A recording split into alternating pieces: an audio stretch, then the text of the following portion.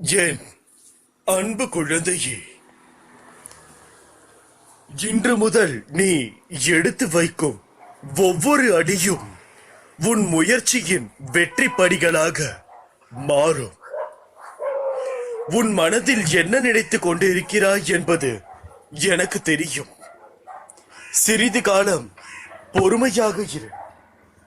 நான் நல்ல விதமாக அதை நடத்தி தருவேன். உன் வீட்டை நான் பாதுகாத்து நிற்கையில் நீ எதற்கும் அஞ்ச வேண்டாம். இன்று கிடைக்காவிட்டால் நாளை கிடைக்கும் என்று எதிர்பார்த்து இரு. நாளையும் கிடைக்காவிட்டால் மறுநாள் கிடைக்கும் என்று எதிர்பார். உனது எதிர்பார்ப்பை தாண்டிலும் கிடைக்காத போது ஒரு நாள் கிடைக்கும் என்று இரு. நிச்சயம் கிடைக்கும். சோதனைகள் என்னை தீண்டும் ஒவ்வொரு முறையும் எனக்கு நானே ஆறுதல் கூறிக்கொள்கிறேன். என்றோ ஒரு நாள் அத்தனை சோதனைகளையும் நீங்கி நிம்மதியாக வாழ்வேன் என்று உங்களுடைய வாழ்க்கையில் நீங்கள் தீட்சி அடைய வேண்டும். கஷ்டம் என்று கவலை கொள்ளாதே. கருணை காட்டும் பாபாவின் பொற்பாதத்தில் சமர்ப்பித்து விடு. எல்லாம் பாபா பார்த்து கொள்வார். அவர் இருக்கையில் நாம் அனைவரும் புலம்ப தேவையே இல்லை. விரைவில் அதிசயம் நடக்கும். ஏற்பட போகும் அதிசயங்களுக்கு நன்றி என்று மட்டும் ஆழமாக மனதில் சொல்லிக்கொண்டே இருந்தால் போதும். இந்த உலகத்தில் ஒவ்வொருவரும் ஏதோ ஒரு விதத்தில் புண்ணியம் செய்தவர்களே. பாபா உம்மை நம்பி ஒரு இடத்திற்கு செல்கிறேன், எனக்கு துணையாக வாரும் என்று நீ ஒவ்வொரு முறை வெளியே செல்லும் போதும் அதை சொல்லிக்கொண்டே செல்ல வேண்டும். அப்போதுதான் நான் முழுமையாக உன்னுடன் வருவதற்கு நீயும் விருப்பப்படுகிறாய் என்பது எனக்கு தெரியும். வாழ்க்கையில் நடைபோட துணை வேண்டும், ஆனால் அவைகள் உன்னோடு இறுதி வரை வரப்போவதில்லை. நீ இந்த உலகத்திற்கு எப்படி வந்தாயோ அதை போலவே தான் அவர்களும். அதனால் யார் ஒருவை உன்னை காயப்படுத்தினாலும் நீ அவர்களை விட்டு நகன்று விடு. இந்த பிறவியோ நீ எடுத்த பொக்கிஷம். அதை உன்னை நேசிப்பவர்களுக்கு மத்தியில் பகிர்ந்து கொள். உன்னை தோற்க விடுவேனா? அதற்காகவா நான் உன்னை தேடி வந்திருக்கிறேன். நிச்சயமாக உன்னை நான் கரை சேர்ப்பேன். இது தெரியாமல் கவலைப்பட்டுக் கொண்டிருக்கிறாய். நம்பிக்கைதான் வாழ்க்கை என்று நான் சொல்லிதான் உனக்கு தெரிய வேண்டும் என்பது இல்லை. உன்னுடைய கவலைகளை தூக்கி எறி. உன்னுடைய துன்பங்கள் ஒரு முடிவுக்கு வந்து விட்டன. ஒருவன் எவ்வளவுதான் நசுக்கப்பட்டு வேதனைப்பட்டவனாக இருப்பினும் இம்மசூதியில் கால் வைத்த உடனே அவன் மகிழ்ச்சியின் பாதையில் செல்கிறான். இங்கே உள்ள பக்கிரி மிகவும் அன்பானவன். உன்னுடைய கவலையை ஒரு நாள் இல்லை என்றால் ஒரு நாள் நிச்சயம் கேட்டே தீருவேன். பாவத்தை செய்தவன் சந்தோஷமாக இருக்கிறான் என்று எண்ணாதே. அவனுக்கு பகவான் எந்த சமயத்தில் எப்படி தண்டனை தருவார் என்பது யாருக்கும் தெரியாது. ஒரு நல்லவனை ஒரு தீயவன் ஏமாற்றுகிறான் என்றால் நல்லவனின் பாவத்தை எடுத்துக்கொண்டு தீயது செய்கிறவன் தன்னிடம் இருக்கிற சிறிதளவு புண்ணியத்தை அந்த நல்லவனிடம் ஒப்படைக்கிறான் என்று பொருள். இந்த கருத்தை மனதில் வைத்துக் கொண்டு உலகில் அனைத்தையும் பார்க்க பழகிவிட்டால் அனைத்தையும் மிக எளிதாக மிக நீதியாக தோன்றும். உங்களை யாரோ ஒருவர் பின்தொடர்ந்து கொண்டே இருக்கிறார்கள். அவர் வேறு யாரும் இல்லை, நான் தான். ஏதோ ஒரு ஜீவராசியின் உருவத்தில் உங்கள் கூடதான் நான் வந்து கொண்டே இருக்கிறேன். அது ஏன் உங்களுக்கு புரியவே மாட்டேங்கிறது? ஒருவர் சந்தோஷமாக இருக்க விரும்பினால் கடவுளை சந்தோஷப்படுத்த வேண்டும். கடவுளை சந்தோஷப்படுத்துவது என்பது அவரது நாமத்தை சொல்லிக் கொண்டிருப்பதே. நீங்கள் எந்த ஒரு மாலையோ அந்த படத்திற்கு போட்டுவிட்டு பூஜை செய்ய வேண்டும் என்ற அவசியம் இல்லை. நீங்கள் எந்த ஒரு இடத்தில் இருந்தாலும் அந்த கடவுளுடைய நாமத்தை நீங்கள் உச்சரித்தாலே போதும். நான் ஏதாவது ஒரு ரூபத்தில் உங்களுக்கு உதவி செய்து கொண்டுதான் இருப்பேன். நான் உங்கள் சேவகன். என் திட்டங்களை நம்புங்கள். நான் உங்களை ஒருபோதும் ஏமாற்றவே மாட்டேன். யாரும் இல்லை என்ற எண்ணத்தை உனக்குள் ஏற்படுத்திக் கொள்ளாதே. உனக்குள் நானும் எனக்குள் நீயும் இருக்கும் போது அந்த எண்ணமே தவறாகும். நாங்கள், அதாவது நீங்கள் தூங்கும் நேரம்தான் நான் விழிக்கும் நேரம். வீட்டிற்குள் அனுமதித்த என்னை சிம்மாசனத்தில் வைத்து அழக பார்க்கிறாய். உங்களுடன் உங்கள் குடும்பத்தில் ஒருவனாய் இருந்து உனக்கு உதவி செய்ய அனுமதிப்பாயா? என் அன்பு செல்லவே, நீ தைரியமாக செல். நான் உன் கூட வருகிறேன். நீ போகும் முன் உன் வேலையை முடிக்க நான் அங்கே இருப்பேன். உனக்கு ஒரு விஷயத்தை சொல்கிறேன், கேள். நான் உன்னுடன் எங்கும் எப்போதும் இருக்கிறேன். உன் குழந்தையை நினைத்து கவலைப்படாதே, வருத்தப்படாதே. வீட்டில் இருக்கும் பிரச்சனையை நினைத்து கவலைப்படாதே. இவை அனைத்தும் ஒரு விதமான மாயை. ஒரு பெரிய பங்களாவில் வாழ்ந்தாலும் சிறிய குடிசை வீட்டில் இருந்தாலும் இந்த இரண்டு பேருக்கும் நிறைய வித்தியாசங்கள் இருக்கிறது. ஏனென்றால் சிலர் பணம் வைத்திருப்பவன் ஆணவமாக திரிகிறான். ஆனால் எதுவும் இல்லாதவன் சோத்துக்கு திண்டாடுகிறான். பசியோடு இருப்பவனுக்கு செய்யும் உதவி உங்கள் பணம்தான். ஆகையால் இவர்கள் இரண்டு பேருக்கும் ஏகப்பட்ட வித்தியாசங்கள் உள்ளது. எதுவென்று உங்களால் தீர்மானிக்க முடிகிறதா? மிகுந்த பணமுடன் இருக்கின்றவன் ஒரு ஆணவத்தில் தெரிவான். நான் எதற்கு செய்ய வேண்டும் என்ற ஒரு ஆணவம். காசை கொடுத்தால் கடவுளை கூட வாங்கிவிடலாம் என்று விட ஒரு ஆணவம். அது மட்டுமல்லாமல் அந்த பணத்தை வைத்துக் கொண்டு எதை வேண்டுமானாலும் சாதித்து விடலாம் என்ற ஒரு ஆணவம். ஆணவத்திலே பிறந்து ஆணவத்திலே வாழ்கிறான், ஆணவத்திலே சாகிறான். இதுதான் உண்மையில் நடக்கிறது. ஆனால் குடிசை வீட்டில் இருப்பவனுக்கு சாமி படம் வாங்கி வைக்க கூட பணம் இருக்காது. ஆனால் அவன் தினமும் கோயிலுக்கு செல்வான். செல்ல முடியாவிட்டாலும் கடவுளை மன நிம்மதியாக பூஜிப்பான். என்னதான் பெரிய பங்களாவில் படத்தை வைத்து தினமும் முழமுழமாக பூவை போட்டு விட்டாலும் கடவுள் அங்கே அமர்வதில்லை. எவன் ஒருவன் மனமாற உருகி அந்த கடவுளையே நினைத்துக் கொண்டு தன்னுடைய வாழ்க்கையை நடத்துகிறானோ அவனுக்கு மட்டும்தான் அந்த இடத்தில்தான் கடவுள் குடியிருக்கிறார். ஏழையின் சிரிப்பில் கடவுள் சிரிக்கிறார் என்பது பொருள். உங்களால் எத்தனை பேருக்கு முடியுமோ அத்தனை பேருக்கு உதவி செய்யுங்கள். உதவி செய்ய சிறிதளவும் யோசிக்காதீர்கள்.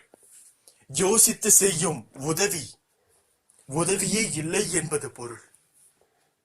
ஆகையால் யோசிக்க அவசியம் இல்லை.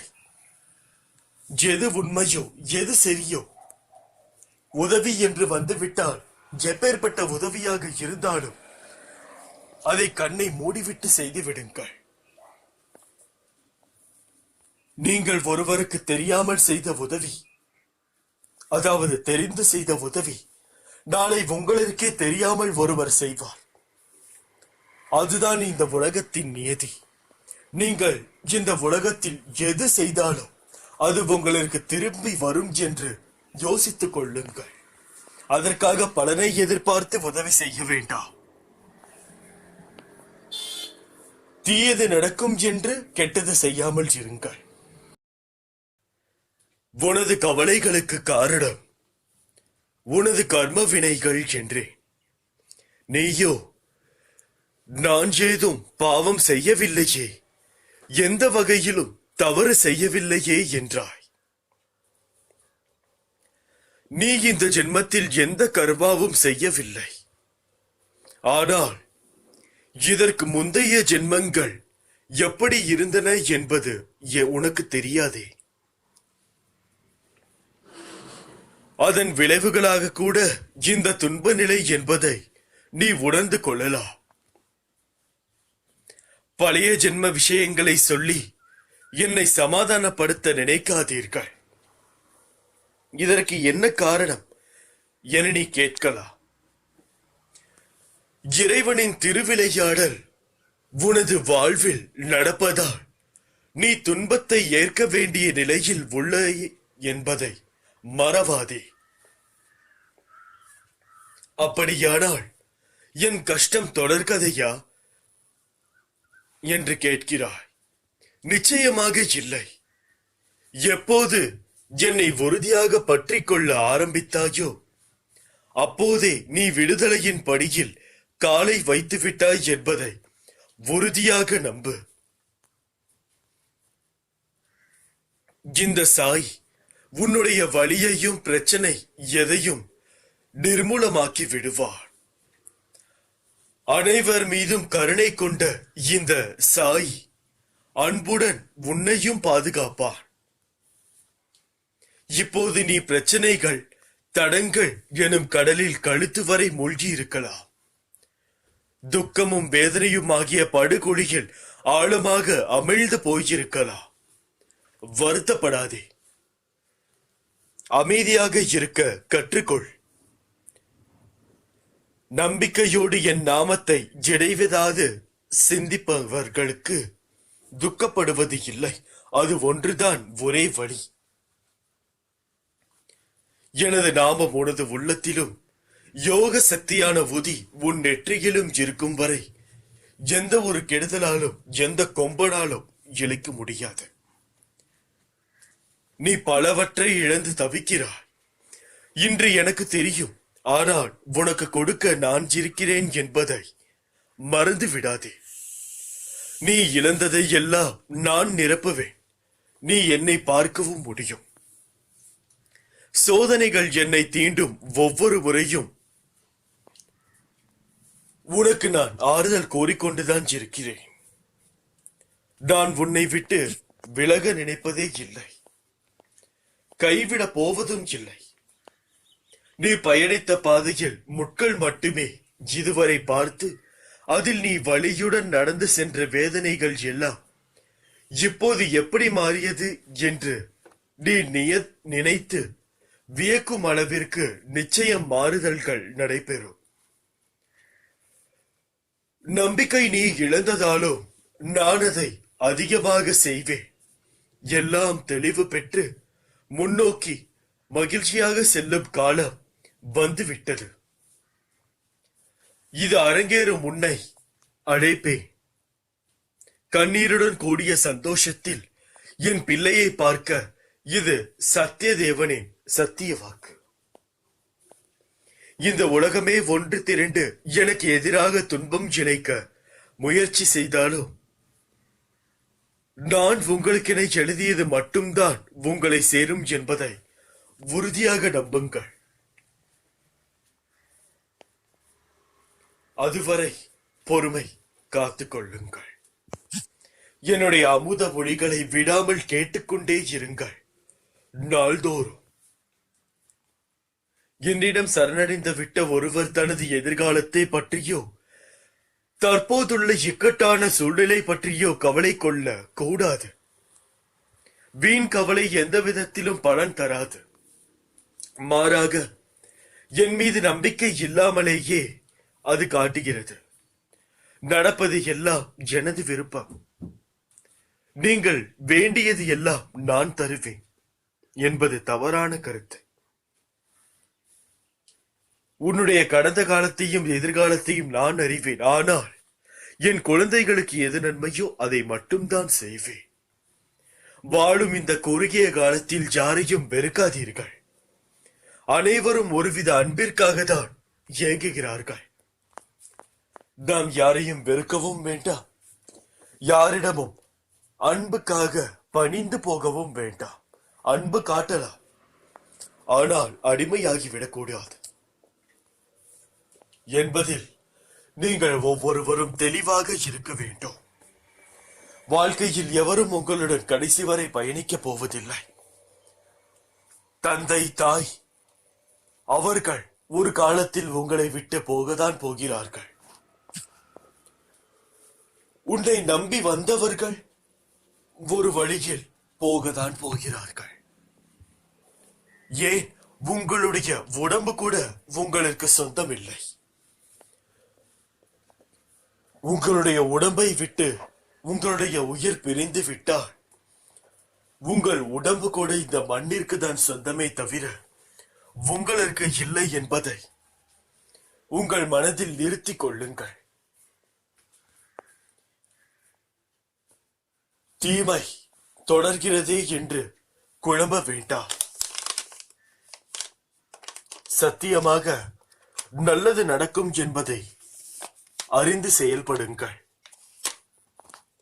இந்த நிலையே கடைசி வரை இருக்கும் என்று யாராலும் கணிக்க முடியாது. இருந்தாலும் ஒரு நம்பிக்கை வைப்போம். என்னையே தஞ்சம் என்று வந்து சரணடைந்த உங்களுக்கு என்னால் எப்படி தீங்கு செய்ய முடியும்? கொஞ்சம் யோசித்து பாருங்கள். என்னை தஞ்சமடைந்த உன்னை எப்போதும் நிர்கதியாக இருக்க விடமாட்டேன் என்பதையும் ஒருபோதும் கைவிட மாட்டேன் என்பதையும் உறுதியாக நம்புங்கள். என்னுடைய குழந்தை எப்பொழுதும் சந்தோஷமாக இருக்க வேண்டும் என்பதுதான் என்னுடைய ஒரே பிரார்த்தனை. இந்த கொடிய நோயை கூடிய சீக்கிரத்தில் நான் துரத்துவேன் என்பதில் எந்தவித ஐயமும் இல்லை. கர்மங்களை குறைத்துக் கொள்ள வழி, அதை தைரியமாக அனுபவிங்கள். அனுபவித்தால்தான் ஒரு சிலது மாறும். மாற்ற வேண்டும், மாறவில்லை என்றால் இந்த உலகத்தில் மாற்றம் ஒன்றே மாறாது. ஏனென்றால் இந்த உலகத்தில் காலநிலை கூட அப்படிதான் மாறிக்கொண்டே இருக்கும். அதுபோல்தான் மனிதர்களின் மனநிலையும் ஒவ்வொரு நொடியும் மாறிக்கொண்டே இருக்கும். சிலர் ஒரு நேரத்தில் சந்தோஷமாக சிரிப்பார்கள், அடுத்த நிமிடம் வெறுப்பை காண்பிப்பார்கள். இதுதான் மாறுதல்கள், மாற்றங்கள். இந்த மாற்றங்கள் இல்லாவிட்டால் மனிதன் எந்தவித சூழ்நிலையிலும் கற்றுக்கொள்ள முடியாமல் போய்விடும். மனிதன் எந்தவித சூழ்நிலையிலும் தன்னை தான் காத்து கொள்ள வேண்டும் என்பதற்காகத்தான் இந்த சில பிரச்சனைகள். இந்த சில பிரச்சனைகளும் ஏன் இவ்வளவு தீவிரமாக வருகிறது என்று கூட நீ கேட்கலாம். அனைத்தும் ஒருவித அனுபவமே. இந்த அனுபவத்தில் இருந்து நீ கற்று தேர்ந்து வைத்ததை வைத்து பிற்காலத்தில் உன்னுடைய வாழ்க்கைக்கு நீ அதை பயன்படுத்திக் கொள்ள வேண்டும். ஏதாவது ஒரு வழியில் நிச்சயமாக உனக்கு அது உதவும். அது நீ இப்பொழுது அனுபவிக்கும் போது உனக்கு தெரியாது. இப்பொழுது ஒரு பிரச்சனையை நீ அனுபவிக்கும் போது ஒரு ஓரமாக உட்கார்ந்து கொண்டு என்னால் முடியவில்லை என்று இருக்காதே. அதில் இருந்து என்னவற்றை எல்லாம் கற்றுக்கொள்ள முடியும் என்பதை யோசி. ஒவ்வொரு மாணவர்களும் ஒரு நாள் ஆசிரியர்கள் ஆவார்கள் என்பதில் எந்தவித ஐயமும் இல்லை. அதுபோல்தான் இதுவும். பிரச்சனைகளை சந்திப்பவர்கள் அனைவரும் மாணவர்கள். வயதானவர்கள், அதாவது அவற்றை கற்று தேர்ந்து அனுபவித்து வந்தவர்கள் அனைவரும் ஆசிரியர்கள். இதை புரிந்து கொண்டு வாழ்க்கையை நடத்துவாயாக. உன் மனம் என்பது இப்போது கனந்து அமைதியுடன் இருக்கிறது. சில நிகழ்வின் வெளிப்பாடு உன் மனதை பாதித்து இப்படி நொறுங்கி போய் உள்ளாய். அதை சரி செய்ய நான் இருக்கிறேன். உன்னை மறந்து விட்டேன் என்று ஒருபோதும் நினைத்து விடாதே. என் உயிர் நீதான். உன்னை எப்படி மறப்பேன்?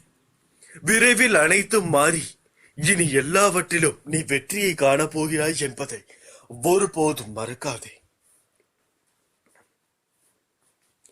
எப்போதும் ஞாபகம் வைத்துக் கொள்ளுங்கள், இப்போது இருக்கும் உங்கள் நிலைதான் முடிவான ஒன்று என்று இருக்காதீர்கள். இதைவிட மிக சிறந்தது உங்களை நோக்கி வர காத்திருக்கிறது. உண்மையிலேயே நீ என்னிடம் சரண் புகுந்து விட்ட குழந்தை என்றால் வேண்டியதை அளிக்க தயாராக நான் இருப்பதை நீ உணர்வாய். என்னிடம் இந்த கணமே பூரண சரணாகதி அடையுங்கள். மற்ற எல்லாவற்றையும் நான் பார்த்துக் கொள்வேன். என் வாழ்வில் நான் எல்லாம் இழந்து நிற்கிறேன் என் அன்பு தந்தையே என்று நீ சொல்கிறாய். உனக்கு அற்புதத்தை நிகழ்த்த வேண்டியது என்னுடைய கடமை. அதை யாராலும் எப்படியாக இருந்தாலும் தடுக்க முடியாது. ஏனென்றால் நீ என்னுடைய குழந்தை என்று அனைவருக்கும் தெரியும். அப்படி இருக்கும் பொழுது யாராலும் உன்னை ஒரு தீய எண்ணத்துடன் நெருங்கக்கூட முடியாது. யாரும் இல்லை என்ற எண்ணம் எதற்காக உனக்கு? யாரும் இல்லை என்று ஒரு ஓரமாய் புழுங்கிக் கொண்டு அழுகிறாயே ஒரு நிமிடம் அல்லது ஒரு நொடி நான் உன் நினைவுக்கு வந்திருந்தால் நீ இப்படி புலம்ப மாட்டாய். நீங்கள் என் கூடவே இருக்கும் போது எனக்கு ஏன் இவ்வளவு சோதனைகள் என்றுதான் நீ வருந்துகிறாய். என் குழந்தையே, உன்னுடைய இந்த சோதனைகள் ஒரு நல்ல வாழ்க்கைக்கு உன்னை அழைத்து செல்லும். நீ என் வாழ்க்கையை எப்படி வாழ வேண்டும் என்பதை கற்று தெரிந்து கொள். விரைவில் அனைத்துமே சரியாகும். அதற்கான நேரம் காலம் அனைத்தும் தொடங்கிவிட்டது என்றுதான் கூற வேண்டும். ஏனென்றால் இந்த உலகத்தில் வாழ்வதற்கு நாம் முழுவதுமாக நல்லவர்களாக இருந்துவிடவும் முடியாது. ஒரு சில இடத்தில் சில பொய்கள் கூற வேண்டியதாக தான் இருக்கிறது. ஒரு நாளும் எடுக்க நினைத்த முயற்சியில் இருந்து விடுபட நினைக்காதே. முழுவதுமாக அதில் ஈடுபடு. எதற்காகவும் எந்த விதமான சூழ்நிலையிலும் கவலைப்படாமல் இரு.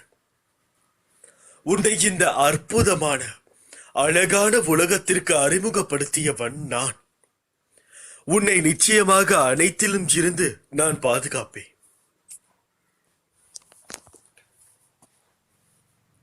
எதற்காக காத்திருந்தாயோ அது உனது வாயிற் கதவை தட்டப் போகிறது. அதை ஏற்றுக்கொள்ள நீ தயாராக இரு. நான் உனக்கு ஏதாவது கொடுக்கும் போது அதன் பின்னால் எப்போதும் ஒரு காரணம் இருக்கிறது. அது வலியாக இருந்தாலும் மகிழ்ச்சியாக இருந்தாலும் நீங்கள் மகிழ்ச்சியை பெறும்போது நீங்கள் என்னிடம் எதுவும் கேட்க மறுக்கிறீர்கள். ஆனால் வழி வரும்போது நீங்கள் என்னிடம் பல கேள்விகளை கேட்கிறீர்கள். ஆனால் என் குழந்தை, அதற்கு காரணம் இருக்கிறது. இறுதியில் உங்களுக்கு நன்மை கிடைக்கும். என் வார்த்தைகளை நம்பினாள். உனது கோரிக்கைகளை நிச்சயமாக நிறைவேற்றுவேன் மகனே, மகளே. நீ வாழ்ந்து கொண்டிருக்கும் தற்போதைய வாழ்க்கை நான் உனக்கு கொடுத்தது. இதில் நீ அனுபவிக்கும் அத்தனைகளையும் நான் உனக்கு கொடுத்தது. உன்னை தேடி உனது இல்லம் நாடி உன்னுடன் சேர்ந்து சாப்பிடுவதற்கு வந்து கொண்டிருக்கிறேன். உன்னை தயார்படுத்திக் கொள். உணர்ந்து கொள்ளுங்கள், உன்னிடம் வந்துவிட்ட பிறகு எல்லா பொறுப்புகளையும் என்னிடம் விட்டுவிடு என அவன் கெஞ்சுகிறான். உடும்பு பிடியாக அவற்றை பிடித்துக் கொண்டு விடாமல் நம் வழியில் போகிறோம். கஷ்ட நிவர்த்திக்கு அவன் நம்மோடு இருந்தோம் கண்ணில்லாதவர் போல காணாது இருக்கிறோம். உள்ளத்தில் அவனிருந்தும் உணராமல் பிதற்றுகிறோம். இறைவா என்னை காப்பாற்று என வெளியே அலைந்து திரிகிறோம். அல்லல் என அனைத்தையும் நம் தலையில் தூக்கி போட்டுக் கொள்கிறோம். இந்த பிரச்சனைகள் அனைத்தில் இருந்தும் விடுபட்டு சுகமாக வாழும் நோக்கத்தில்தான் நான் உங்களை அழைத்திருக்கிறேன். உங்கள் இடம் தேடி வந்திருக்கிறேன். ஆகவே என்னுடைய பக்தராகிய உங்களுக்கு சங்கட நிவர்த்தி என்பது நிச்சயம். இதை மட்டும் உணர்ந்து கொண்டால் போதும். வெற்றி பெற வேண்டும் என்ற உத்வேகம் உங்கள் மனதில் தோன்றிவிடும். தன்னம்பிக்கை மற்றும் தைரியம், விடாமுயற்சி, செயல்திறன் ஆகியவை ஏற்படும். வாழ்க்கையில் நிச்சயம் வென்றே தீர்வோம் என்ற ஊந்துதல் ஏற்பட்டு செயல்பட ஆரம்பிப்போம். இதெல்லாம் ஒருவருக்கு ஏற்பட்டால் அவர் மனதில் சாய்பாபா வேலை செய்கிறார் என்று பொருள். இப்படிப்பட்டவர் எந்த நிலையில் கண்டும் அச்சப்பட தேவையில்லை. தனது இன்றைய நிலைக்காக கூனி குறுக தேவை கிடையாது. சாய்பாபா என்கிற பரம்பொருள் நம்முள் அமைந்து அமர்ந்து சேவையை துவங்கி விட்டதை உறுதியாக அறியலாம். ஜோதிடம் பொய்யல்ல, ஆனால் அதன் மீது இவ்வளவு தீவிரமான நம்பிக்கை தேவையில்லை. அவரே எல்லா நிகழ்வுகளுக்கும் காரணகர்த்தா ஆகும் போது தேவையற்ற முயற்சி, அலைச்சல், குழப்பம் வேண்டாம். அவர் பார்த்து கொண்டு நம்மை விடுதலை செய்து விடுவார் என்பதில் நாம் உறுதியாக இருக்க வேண்டும். இப்போது ஏற்பட்டுள்ள கஷ்டம், பிரச்சனை என அனைத்துமே தற்காலிகமானது.